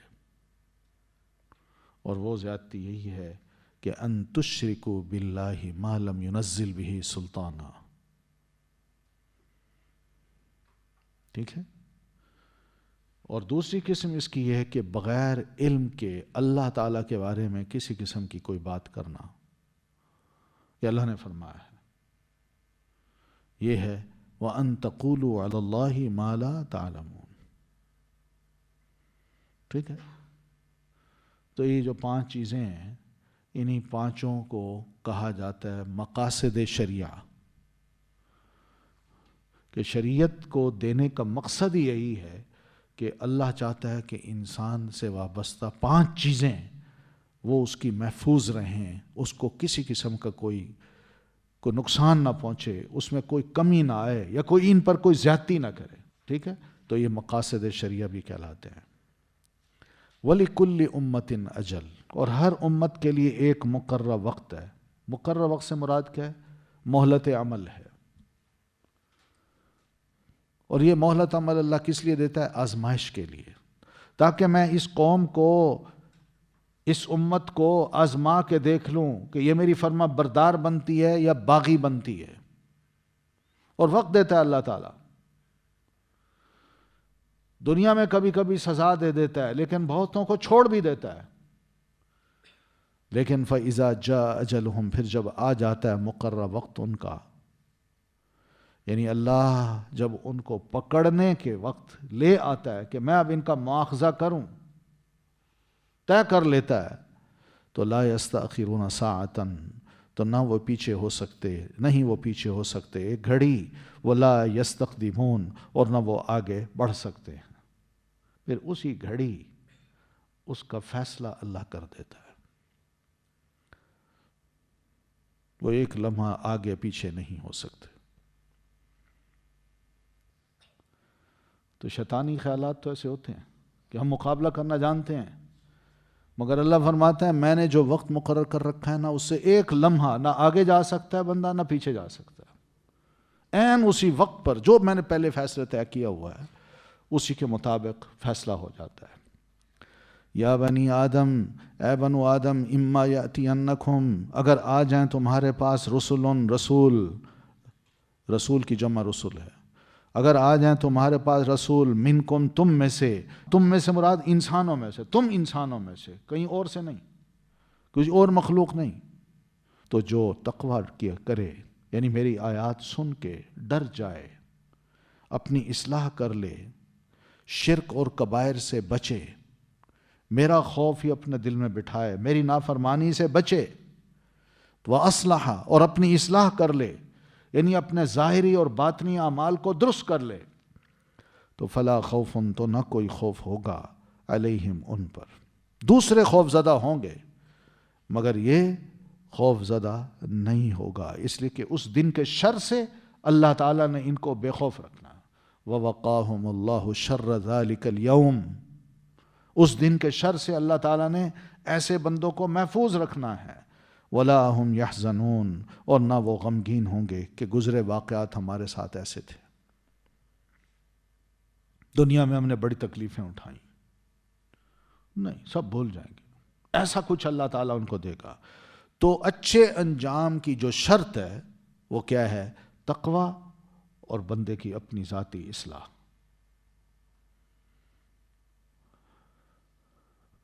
والذین کذبوا، اور جو بد انجام ہوں گے ان کی شرائط بھی اللہ نے بیان کر دی ہے۔ اور وہ لوگ جو جھٹلاتے ہیں بآیاتنا، ہماری آیات کو، واستکبروا، اور اس کے مقابلے میں اکڑتے ہیں، اپنے آپ کو ٹھیک نہیں کرتے، کہتے ہیں نہیں میں نہیں مانتا، تکبر کرتے ہیں، عنہا، ان آیات سے، ان احکام سے، اولئک اصحاب النار، یہی ساتھی ہیں آگ کے، ہم فیہا خالدون، وہ اس میں ہمیشہ رہنے والے ہیں۔ ٹھیک ہے، اچھے انجام کی شرط بھی بتا دی، برے انجام کی شرط بھی بتا دی اللہ تعالیٰ نے۔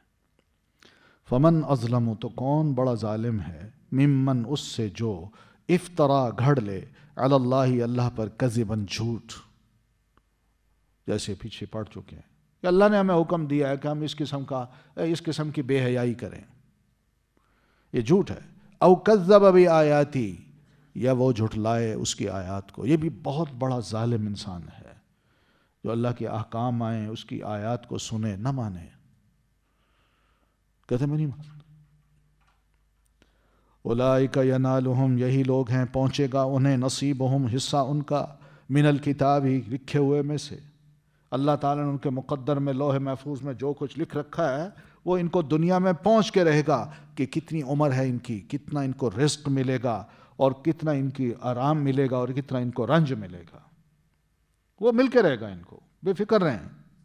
حتیٰ اذا جاءتہم، حتیٰ کہ جب آتے ہیں ان کے پاس، رسلنا، بھیجے ہوئے ہمارے، یعنی فرشتے جب آتے ہیں ایسے لوگوں کے پاس، یتوفونہم، وہ فوت کریں گے انہیں، ان کی روح جب لینے کے لیے آتے ہیں، تو قالو، وہ فرشتے کہتے ہیں، اینما کنتم، کہاں ہیں جنہیں تم تھے، تدعونا، تم پکارتے، من دون اللہ، سوائے اللہ کے۔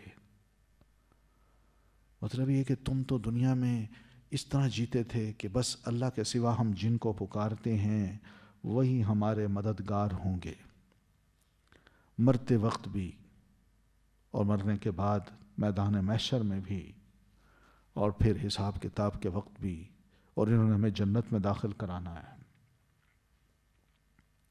یا پھر یہ کہ جب وہ ان کو فوت کر رہے ہوتے ہیں وہ کہتے ہیں بچا سکتا ہے تمہیں کوئی؟ جب تم اچھے بھلے تھے تو تمہارے ارد گرد تمہارے گارڈز کھڑے ہوتے تھے، تمہاری حفاظت کی جاتی تھی، تم کہتے تو یہی میرے محافظ ہیں، ان جتھوں پر تمہیں بڑا اعتماد تھا، اب کہاں ہیں وہ؟ یا اللہ کے سوا تم نے دوسروں کو جو سہارا بنا کے رکھا ہوا تھا وہ کہاں ہیں جو تمہاری اس موقع پہ آ کے مدد کر سکیں؟ قالو، وہ کہیں گے ضلوا عنا، وہ گم ہو گئے ہم سے، وہ نظر ہی نہیں آ رہے، تو منہ کی کھائیں گے یہ؟ دنیا میں تو بہت کچھ سوچتے ہیں لیکن مرتے وقت ان کی حالت یہ ہوگی۔ وَشَهِدُوا عَلَىٰ أَنفُسِهِمْ، اور وہ گواہی دیں گے اپنے نفسوں پر، انہم کہ بے شک وہ کانوں تھے وہ کافرین کافر، خود کہیں گے اپنے خلاف گواہی دے دیں گے کہ واقعی ہم کافر تھے، کافر کی حیثیت سے جیے، کافر جیسا عقیدہ رکھا اور کافر کی حالت میں ہم مر رہے ہیں۔ مطلب یہ ہے کہ دنیا میں انہوں نے اللہ کے سوا دوسروں کو پکارا، دوسروں سے مدد مانگی، دوسروں کو غوث سمجھا، مشکل کشا سمجھا، تو وہ سب عین اس موقع پر کوئی بھی ان کی مدد کو نہ آ سکا۔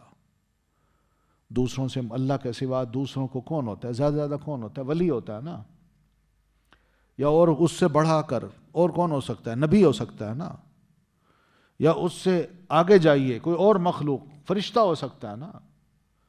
تو نہ فرشتہ ان کی مدد کو اس موقع پہ آتا ہے، نہ ولی آتا ہے، نہ نبی آتا ہے، اکیلے رہ جاتے ہیں۔ وہ کہتے ہیں بھائی یہ سب خیالات غلط تھے، واقعی ہم کافر تھے، جو رسول وقت کہتا تھا، جو کتاب کہتی تھی، وہ باتیں سچ تھیں، ہم نے ان چیزوں کو نہیں تسلیم کیا۔ قال ادخلوا، وہ فرمائے گا داخل ہو جاؤ، فی امم، جماعتوں میں، امم امت کی جمع ہے، فی کا مطلب یہاں مع کا کر لیں، یعنی ساتھ جماعتوں کے، داخل ہو جاؤ تم ساتھ جماعتوں کے۔ مراد کیا ہے کہ چھوٹی چھوٹی جماعتیں اللہ بنائے گا مختلف مجرموں کی، یہ اس گناہ کا مرتکب ہوا تھا، یہ ٹولہ وہ ہے، اور یہ ٹولہ وہ ہے، یہ ٹولہ وہ ہے، تو تم ایسا کرو ان میں داخل ہو جاؤ، جو جو تمہارے گناہ تھے اس گناہ کو دیکھ کے اندازہ کر لو کہ یہ میرا گروپ یہ ہے، تم اس میں داخل ہو جاؤ۔ قد خلت من قبلکم، تحقیق جو گزر چکی ہیں تم سے پہلے، من الجن والانسی، جنوں اور انسانوں میں سے، فی النار، دوزخ کی آگ میں، جاؤ دوزخ کی آگ میں، اپنے ہی جو تم جیسے لوگ تھے دنیا میں، تم جیسے نظریات رکھتے تھے، عمل کرتے تھے، جو جو گناہ وہ کرتے تھے تم بھی وہی کرتے ہو، تو جاؤ تم انہی کے ساتھ ہی چلے جاؤ وہیں۔ کلما دخلت، جب کبھی داخل ہوگی، امتن، کوئی جماعت، لعنت اختہا، وہ لعنت کرے گی اپنی بہن کو، یعنی دوزخ میں ایک جماعت پہلے گئی ہے، اس کے بعد جو پیچھے داخل ہوگی تو داخل ہونے والے جو ہیں وہ اپنے پہلے پہنچنے والوں کو لعنت کریں گے کہ تم تھے ہمارے بڑے، تم ہی کو ہم نے مانا، آنکھیں بند کر کے تمہارے کہنے مانے، تمہاری وجہ سے آج ہم دوزخ میں آ گئے ہیں، تم تو پہلے پہنچ چکے ہو نا، تم پر لعنت ہو۔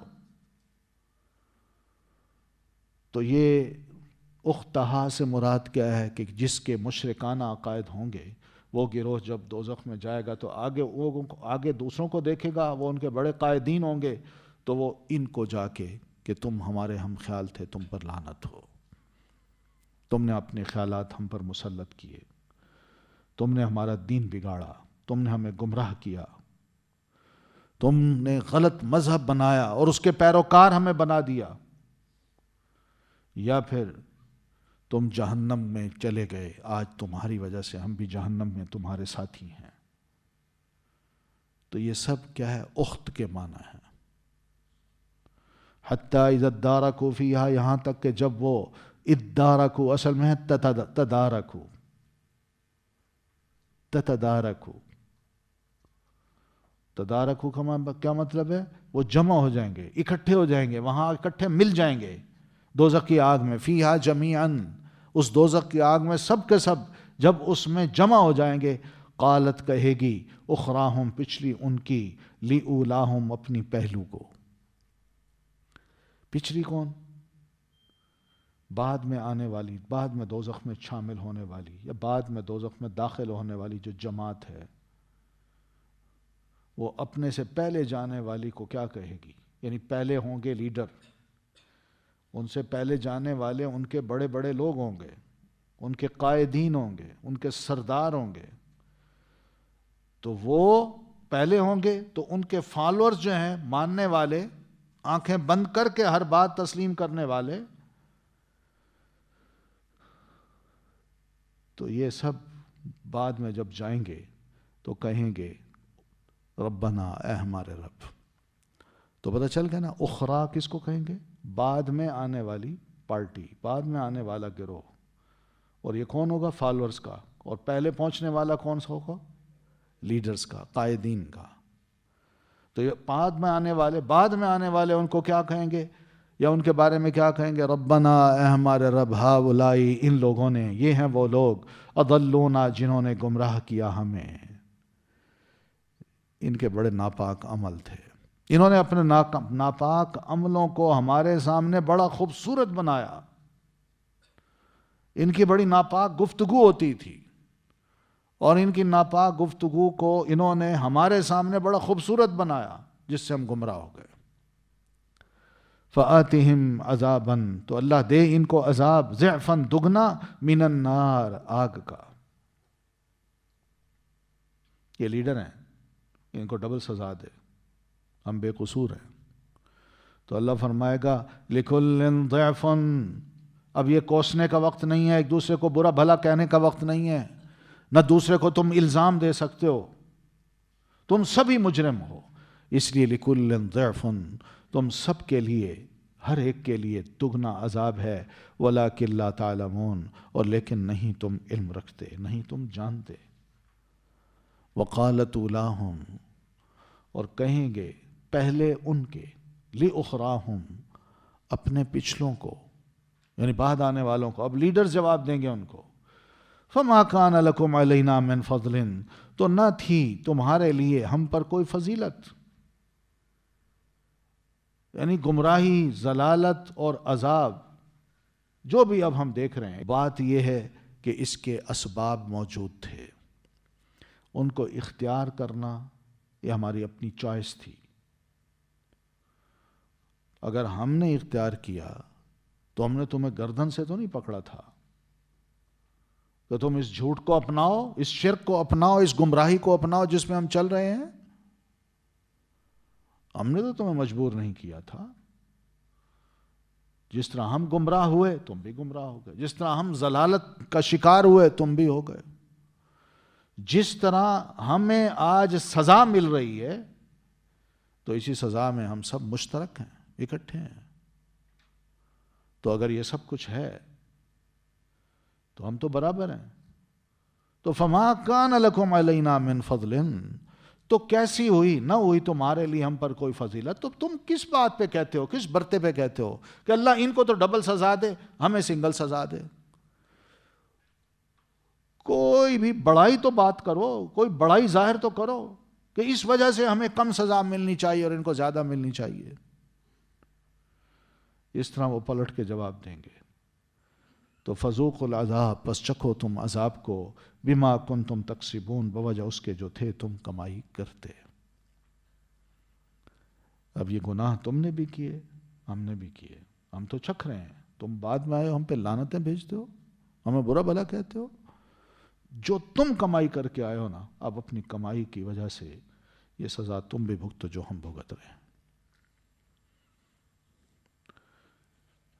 تو یہ ہے معاملہ آخرت کا،